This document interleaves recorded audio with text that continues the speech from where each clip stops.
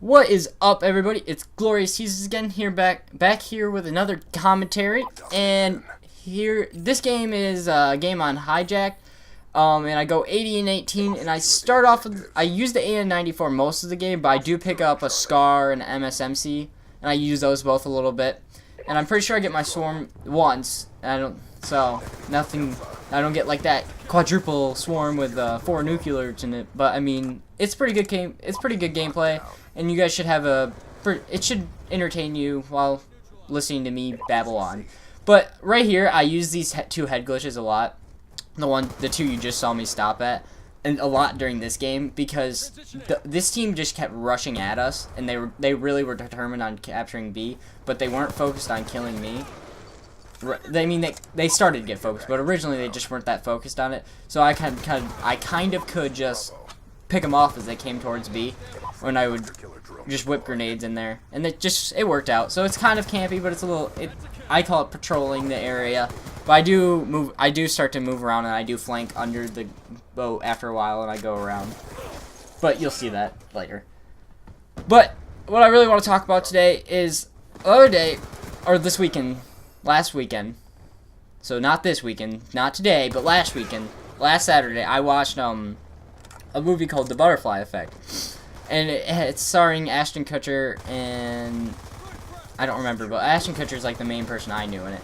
But basically, what the whole movie is about is he can go back into the future and change times, because if I'll give you like an example of what he does. He'll read a memory of something from his childhood, because he wrote down all his stuff in his journal, in journals when he was a kid, like all his memories, or his significant memories.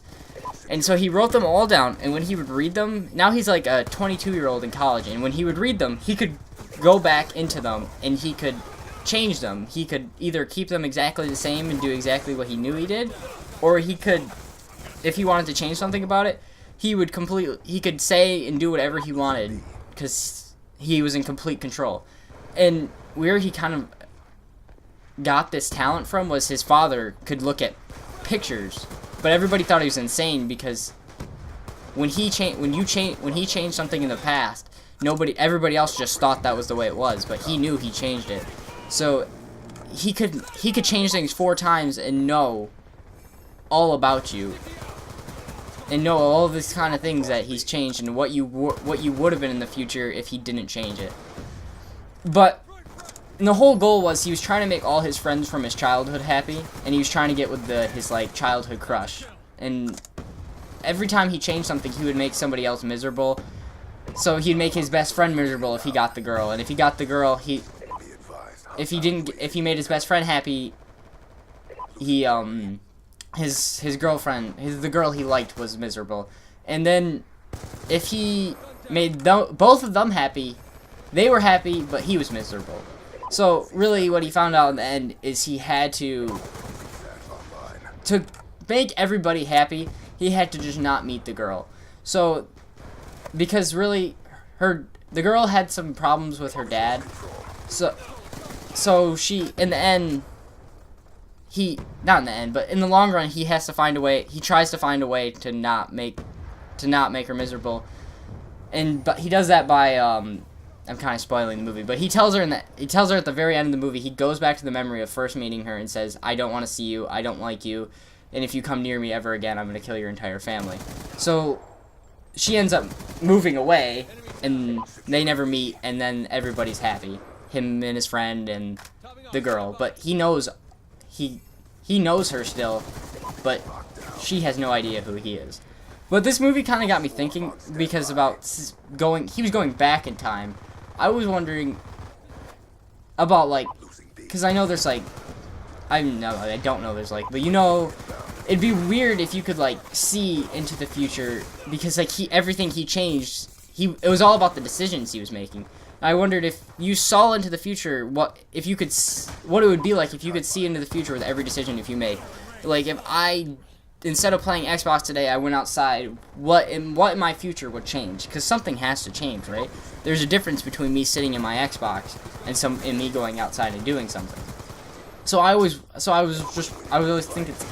thinking about it, and it would be interesting to be able to see what would change. And would that, in the long run, be bad? Because I feel like people that know what's going to happen, they go a little bit crazy because they're not paranoid, but they're what do I want to say? Like they're careful. They know they shouldn't do that. They know they shouldn't run across the street without looking both ways, because maybe they see themselves getting hit by a car, and that's just not the right. You don't want to see the way you die, and I think that's the thing, is nobody wants to see the way they die. And what was that? I read a book this year. It was called what was it called?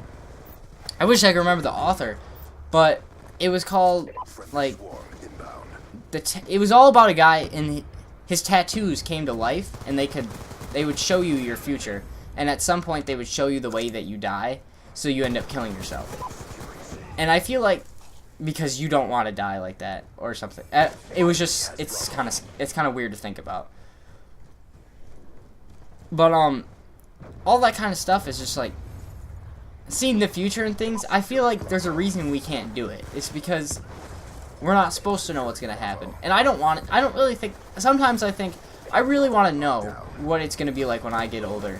Because right now I'm just 16 years old, sitting at home, just chilling, doing my thing, and I'm not. But one day I'm gonna have to grow up, and I'm gonna have to have my own job, and I'm gonna have to provide for myself, and it's kind of scary to think about, because right now I have no idea what I want to do, and I always wonder, well, is there something already planned out? Is there something already, like, is my future like already predetermined?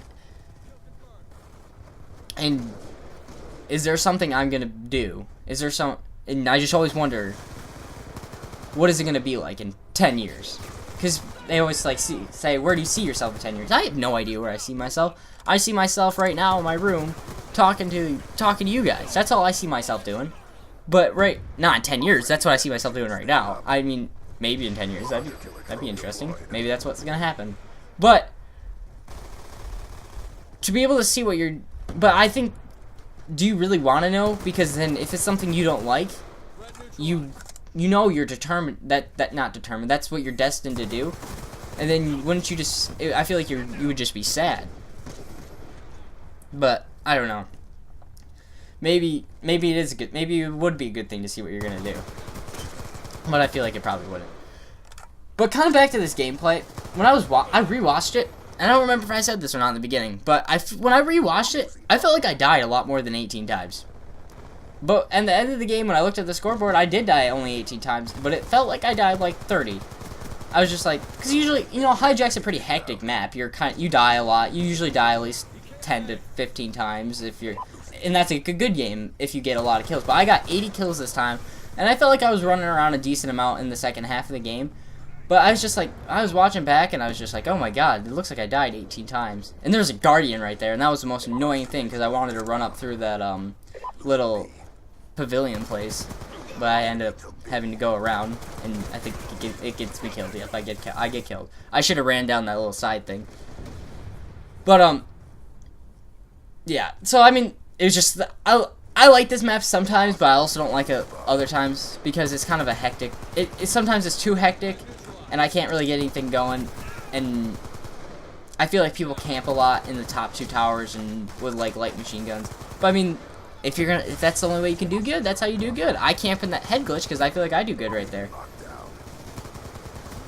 But, so, the other day I was talking to my friend, and I was talking about these score streaks, and the score streak system, and that's I'm not interested in anything else about the Call of Duty multiplayer except for how they're gonna set their score streaks, because it's gonna be shoot, kill, there's gonna be domination, capture the flag. I'm kind of interested in see if they bring a new game mode in. That might be fun, but I'm really interested in to see what they're gonna do with these score streaks, because they've been changing the past 2 games. So are they going to keep it the same? I kind of hope they keep it like Black Ops, because I like the whole, if you're capturing the flag, you get 200 points. If you get a kill while you're on the flag, you get 200 points. I feel like that's a good way, and it makes people play the objective more. And people that don't play the objective as much, either they have to get a ton of kills, or they don't get their score streaks. And they get you know, if they get a lot of kills, they get them. That's kind of that's just kind of how it goes. My monitors went black. But that's about to wrap. This is about to wrap up the game is about to wrap up. So I'm gonna wrap up my commentary. Thank you guys for watching. Like and subscribe. Leave a comment about what you think about seeing the future, or what you think the next score streaks are gonna be like. And I'll see you guys later. Have a glorious rest of the day. Peace out.